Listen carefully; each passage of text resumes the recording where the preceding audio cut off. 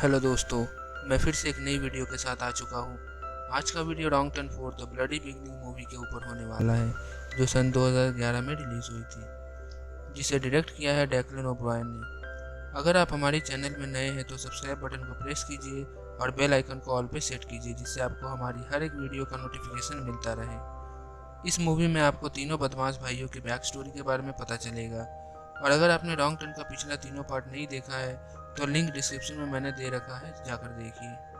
तो चलिए अब हम मूवी को स्टार्ट करते हैं बिना टाइम गवाए।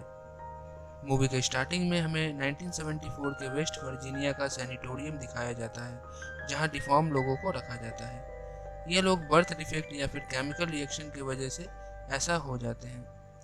इस सैनिटोरियम के इंचार्ज डॉक्टर बेंडन डॉक्टर एन को इन सभी पेशेंट के बारे में बता रहे होते हैं। तभी एक पेशेंट डॉक्टर एन को पीछे से पकड़ लेता है, पर डॉक्टर बेंडन उसे छुड़ा लेता है।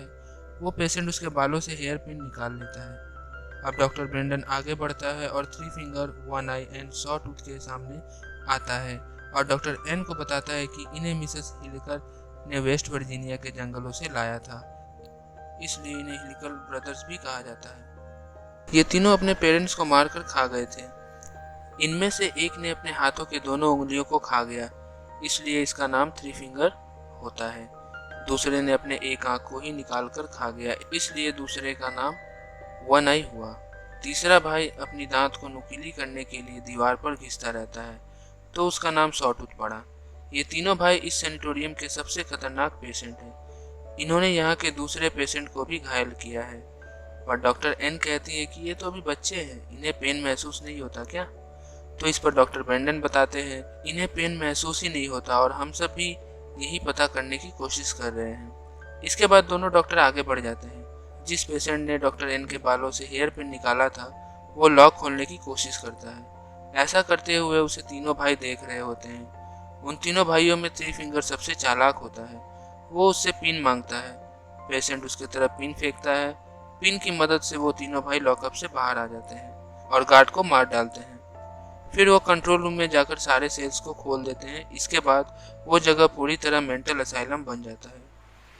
वो तीनों डॉक्टर एन को पकड़ लेते हैं और उसे इलेक्ट्रॉनिक शॉक देते हैं। इलेक्ट्रिक शॉक का डोज इतना हाई होता है कि डॉक्टर एन का दिमाग पक जाता है और उसकी मौत हो जाती है। इसके बाद वो डॉक्टर ब्रेंडन को भी पकड़ लेते हैं और उसे भी बेरहमी से मार देते हैं। इसके बाद 29 साल गुजर जाते हैं और हमें 9 स्टूडेंट्स को दिखाया जाता है, जो अपने दोस्त के इनविटेशन पर उसके केबिन जा रहा होता है। पर तूफान की वजह से वो लोग रास्ता भटक जाते हैं और उन लोगों को एक बिल्डिंग दिखता है। अब वो लोग तूफान से बचने के लिए बिल्डिंग की तरफ बढ़ते हैं, पर उन्हें ये अंदाज़ा बिल्कुल नहीं होता कि वहाँ जाने की उन्हें कितनी भारी कीमत अदा करनी पड़ेगी। दरअसल ये वही सैनिटोरियम है जहाँ वो तीनों भाई रहते हैं। वहाँ पहुँचने के बाद उन्हें पता चलता है कि ये एक हॉस्पिटल है। अब वो लोग आग जलाकर बैठ जाते हैं, पर इन लोगों को नई जगह एक्सप्लोर करने का शौक होता है। ये लोग जगह की तलाशी लेने लगते हैं और फिर इंचार्ज रूम में उन लोगों को एक वाइन और पेशेंट की फाइल मिलती है। फाइल से पता चलता है कि ये एक सैनिटोरियम था जहां डिफॉर्म लोगों को रखा जाता था। फिर हम देखते हैं कि वो तीनों भाई किसी आदमी को मारकर बिल्डिंग में ला रहे हैं। इधर ये तीन लोग नाइट स्पेंड करने के लिए हॉस्पिटल में घूमते हैं। इनमें से एक लड़का जिसका नाम विंसेंट था, वो एक कमरे को चेक करने जाता है और अचानक से उसके चिल्लाने की आवाज़ बाहर खड़ी जेना और केनिया को सुनाई देती है।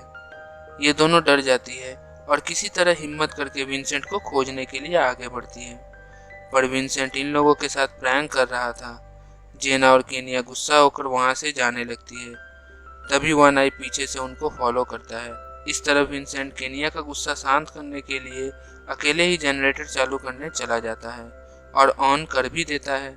इससे पूरे हॉस्पिटल में लाइट आ जाती है और अब ये लोग पार्टी करने लगते हैं और एक दूसरे में मग्न हो जाते हैं, पर इन्हें पता नहीं होता कि कोई इन लोगों पर नजर रख रहा है। पार्टी करते करते इन लोग प्रोजेक्टर हॉल में पहुंच जाते हैं, जहां इन्हें वीडियो रील मिलती है।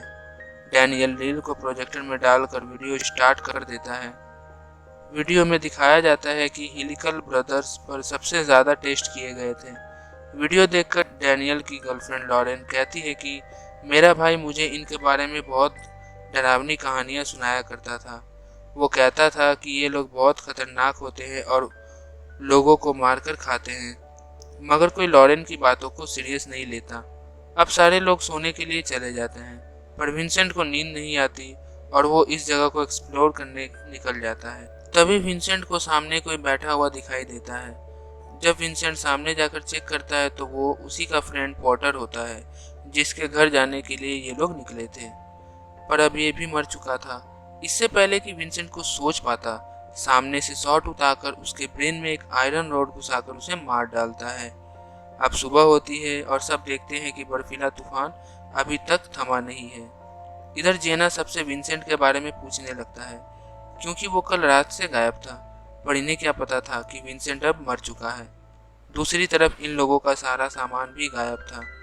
अब इन्हें लगता है विंसेंट फिर से मजाक कर रहा है। इनमें से 4 लोग नीचे बेसमेंट में जाते हैं और उन्हें वहां औजार से भरी एक जगह मिलती है। अब ये लोग आगे बढ़ते हैं, जहां इन्हें वो सारे लॉकअप मिल जाते हैं जहां डिफॉर्म लोगों को रखा जाता था।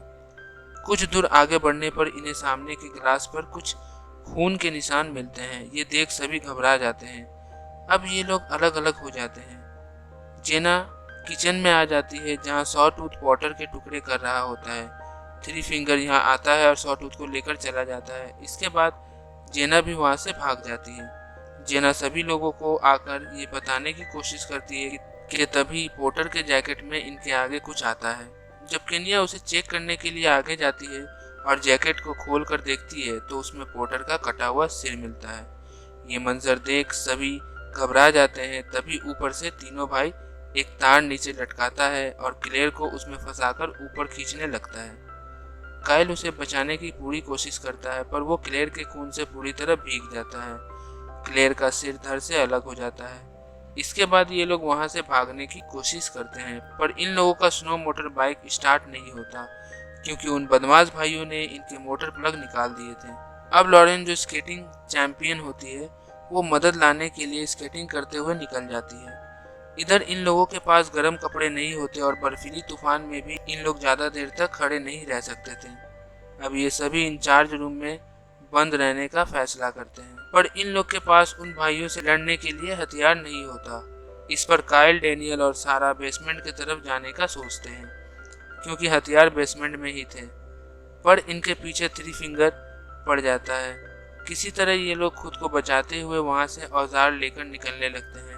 दूसरी तरफ वन आई ऑफिस के दरवाजे पर ड्रिल मशीन से छेद करता है और केनिया को पकड़ लेता है, पर ब्रिजेट किसी नुकीली चीज से वन आई के हाथों पर वार करती है और केनिया को छुड़ा लेती है। वन आई वहां से फिर चला जाता है। इस तरफ काइल, सारा और डेनियल हथियार लेकर भाग रहे होते हैं। सबसे पीछे डेनियल होता है, जिसे सॉटूथ पकड़ लेता है और उसे किचन टेबल पर बांध देता है। अब ये लोग डेनियल के बॉडी पार्ट्स को जिंदा काट रहे होते हैं और उसे तेल में फ्राई करके खाते हैं। इधर काइल और सारा अपने पीछे डेनियल को ना पाकर उसे ढूंढने जाने का फैसला करते हैं, पर ब्रिजेट को लगता है कि डेनियल मर चुका है। उधर डेनियल दर्द से चिल्ला रहा होता है, पर वो आदमखोर उस पर जरा भी मर्सी नहीं दिखाते। बहुत देर तक बहस चलने के बाद वो लोग डेनियल को खोजने के लिए आते हैं। काइल किचन में आकर देखता है कि डेनियल के बॉडी पार्ट्स को जिंदा रहते हुए निकाले जा रहे हैं। ये देखकर काइल घबरा जाता है और वहां से चला जाता है। अब काइल, सारा, ब्रिजेट, जेना और केनिया इन लोगों को सबक सिखाने के लिए प्लान बनाता है और उन्हें फिर से उसी लॉकअप में कैद कर देता है जहां वो 29 साल पहले बंद थे। काइल उन तीनों भाइयों को जलाकर मारने का फैसला करता है, पर केनिया उसे ऐसा करने से रोकती है। केनिया को पता नहीं होता कि वो कितनी बड़ी भूल कर रही है और उन लोगों के लगने वाले हैं। ये हमें आगे ही पता चल जाएगा। इसके बाद काइल वहां पहरा देने के लिए रुक जाता है और बाकी लोग सोने चले जाते हैं। काइल भी कुछ देर बाद वहीं सो जाता है। थ्री फिंगर को फिर से वो पिन वहीं मिलता है जहां उसने 29 साल पहले छोड़ा था। वो उस पिन की मदद से लॉकअप खोलकर बाहर आ जाता है और काइल को उठाकर अपने साथ ले जाता है। दूसरी तरफ केनिया काइल को देखने आती है। तभी जनरेटर अपने आप बंद हो जाता है। केनिया टॉर्च की मदद से लॉकअप के पास पहुंचती है तो उसे ना काइल और ना ही तीनों भाइयों में से कोई दिखता है। केनिया जाकर ये बात सारा और ब्रिजेट को बताती है कि तभी गेट के सामने कोई आता है जिसका चेहरा ढका हुआ था। ये लोग उसे थ्री फिंगर समझते हैं और उस पर चाकू से इतने वार करते हैं कि उसकी मौत हो जाती है। जब ये लोग उसका चेहरा देखते हैं तो वो काइल होता है, जिसकी जुबान काट दी गई थी। अब ये लोग वहाँ से भाग रहे होते हैं और तीनों भाई भी उसके पीछे हाथ धोकर पड़ जाता है। भागते भागते ये लोग एक रूम में पहुंचते हैं जहां इन्हें अपना सामान मिलता है जिसे उन बदमाशों ने छिपा दिया था। अब ये चारों विंडो से भागने का सोचती है, पर इस सैनिटोरियम के सारे विंडो सील्ड होते हैं। किसी तरह सारा को एक टूटी हुई विंडो दिखती है जिसमें बर्फ जमी होती है। सारा बर्फ को हटाने लगती है और रास्ता बनाती है। यहाँ वो तीनों भाई भी पहुंच जाता है। थ्री फिंगर दरवाजा तोड़ने की कोशिश करता है पर वो नाकामयाब होता है। फिर सॉ टूथ दरवाजा तोड़ने लगता है। इसी बीच सारा बर्फ को हटाकर रास्ता बना लेती है और केनिया ब्रिजेट को अपने साथ बाहर निकाल लेती है, पर जेना वहां से निकल नहीं पाती और सॉ टूथ आकर ड्रिल मशीन से उसके आर पार कर देता है। इसके बाद वो तीनों भाई स्नोमो बाइक से लड़कियों का पीछा करता है और ब्रिजेट को पकड़ लेता है, पर ब्रिजेट उस पर हमला करके खुद को छुड़ा लेती है। दूसरी तरफ लॉरेन को दिखाया जाता है जो मदद लाने के लिए वहां से निकली थी, पर वो ठंड की वजह से जम जाती है और उसकी मौत हो जाती है। अफसोस की बात यह है कि मेन रोड उसके सामने होता है, पर तूफान की वजह से वो उसे देख नहीं पाती। इस तरह ब्रिजेट को सॉ टूथ स्नोमो बाइक से कुचलकर मार देता है। अब केनिया और सारा ही अकेली बच जाती है। केनिया भाग रही होती है कि तभी पीछे से वन आई उसे मारने आता है, पर सामने से सारा आकर उसे मारकर गिरा देता है। ये सब प्लान के तहत होता है। फिर वो दोनों बेफिक्र होकर जाने लगते हैं। वो दोनों इतने ज्यादा खुश होते हैं कि उन्हें सामने लगा तार भी नहीं दिखता और उन दोनों का सिर धड़ से अलग हो जाता है। फिर थ्री फिंगर आकर उनके बॉडी को ले जाता है। कहानी यही समाप्त हो जाती है। काइल, सारा, जेना और ब्रिजेट यहाँ पर केनिया के वजह से मारे गए। अगर वो ज्यादा हमदर्दी नहीं दिखाती और काइल को उसे मारने देती तो वो लोग बच सकते थे। इस मूवी का एक्सप्लेनेशन आपको कैसा लगा कमेंट करके ज़रूर बताएं। अब मैं मिलूंगा आपसे अगली वीडियो में। Till then take care, bye bye.